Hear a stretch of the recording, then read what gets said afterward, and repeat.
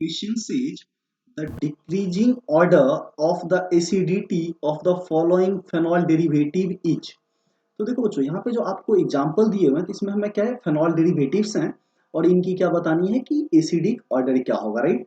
तो यहाँ पे अगर हम बात करें एसिडिक ऑर्डर की, right, that is your acidity.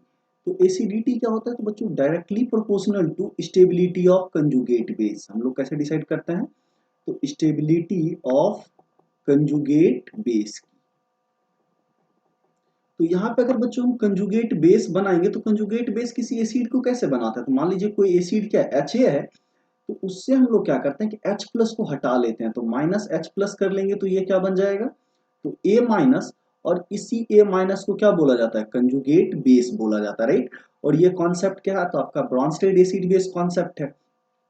और रही बात स्टेबिलिटी ऑफ कंजुगेट बेस की तो वो बच्चों क्या होता है directly proportional to electron withdrawing group. Directly proportional to क्या होता है तो इलेक्ट्रॉन विड्रॉइंग ग्रुप। और इलेक्ट्रॉन विड्रॉइंग ग्रुप कहने का मतलब क्या है कि जो अगर माइनस एम इफेक्ट हो सकता है, राइट, उसके बाद क्या बात कर सकते हैं तो माइनस आई इफेक्ट की। तो ऑर्डर देखें तो माइनस एम क्या होता है ज्यादा पावरफुल होता है एज कम्पेयर टू माइनस आई। तो इस तरह से आप सो ऑन क्या कर सकते हो चेक कर सकते हो कि इलेक्ट्रॉन विड्रॉइंग ग्रुप क्या करेगा कंजुगेट बेस की स्टेबिलिटी को बढ़ाएगा। सिमिलरली बच्चों क्या होगा inversely proportional to electron donating group, right. अगर कोई ग्रुप क्या कर रहा है इलेक्ट्रॉन डोनेट कर रहा है electron donating group just like क्या होगा आपका प्लस एम इफेक्ट या प्लस आई इफेक्ट, राइट। या जो आपका हाइपर कंजुगेशन इफेक्ट होता है इन सारे इफेक्ट को हम लोग यहाँ पे कंसीडर करते हैं इलेक्ट्रॉन डोनेटिंग ग्रुप में। तो सबसे पहले हमें क्या करना होगा कंजुगेट बेस बनाना होगा। तो कंजुगेट बेस हम लोग कैसे बनाएंगे तो बच्चों यहाँ से H प्लस को हटा देंगे तो यहाँ पे क्या आ जाएगा माइनस चार्ज।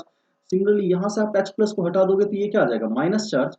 यहाँ से H प्लस हटा देंगे तो यहाँ पे भी माइनस आ जाएगा और सो ऑन यहाँ से भी H प्लस हटा देंगे तो क्या होगा माइनस चार्ज। तो अब बच्चों नेक्स्ट स्टेप हमें क्या करना है कि हमने तो कंजुगेट बेस बना लिया। अब उसके अंदर हमें इलेक्ट्रॉन विड्रॉइंग ग्रुप और डोनेटिंग ग्रुप को चेक करना है। तो NO2 ग्रुप क्या है ये देखो बच्चों क्या लगा हुआ है तो ऑर्थो पोजीशन पे नाइट्रो ग्रुप है। तो ये ग्रुप कैसा काम करता है तो माइनस एम के जैसा, right, as well as minus I के जैसा भी काम करेगा। और ये ऑर्थो पोजीशन पे तो पता है बच्चों इसके पास क्या होगा little bit of intramolecular hydrogen bonding. अगर इसके स्ट्रक्चर को हम बनाए तो सपोज दैट ये आपका क्या होता है फेनॉल होता है। तो यहाँ पे क्या होगा दिस इज योर ऑक्सीजन और इससे जुड़ा हुआ क्या है हाइड्रोजन और यहाँ से कनेक्टेड देखो बच्चों क्या है नाइट्रोजन। और इससे कनेक्टेड क्या रहेगा एक डबल बॉन्ड ऑक्सीजन और एक क्या रहेगा तो कोऑर्डिनेट बॉन्डेड ऑक्सीजन।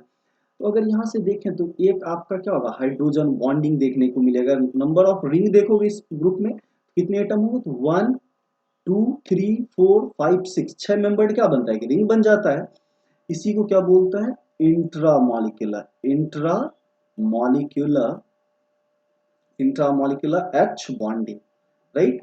तो इससे ये क्या करता है कि हाइड्रोजन के ना डोनेट करने की कैपेबिलिटी को डिक्रीज कराता है और ऑलरेडी माइनस आई या माइनस एम है ये क्या करेगा स्टेबिलिटी को बढ़ाएगा। सिमिलरली बच्चों देखो ये जो NO2 ग्रुप लगा हुआ ये सिर्फ कैसा शो करेगा माइनस आई के जैसा। रीजन क्या है कि आपको मेटा पोजीशन पे इस पोजीशन को हम लोग क्या बोलते हैं मेटा बोलते हैं जबकि ये पोजीशन आपका क्या है तो ऑर्थो पोजीशन है, राइट। सिमिलरली इस पोजीशन पे देखें तो बच्चों ये अभी कैसा काम कर रहा होगा माइनस एम के जैसा। रीजन क्या है कि ये पैरा पोजीशन पे, राइट। तो ऑर्थो और पैरा वाले कैसे शो करता है माइनस एम जबकि मेटा वाला सिर्फ क्या शो करता है माइनस आई। और यहाँ पे क्या है no effect, right, no effect.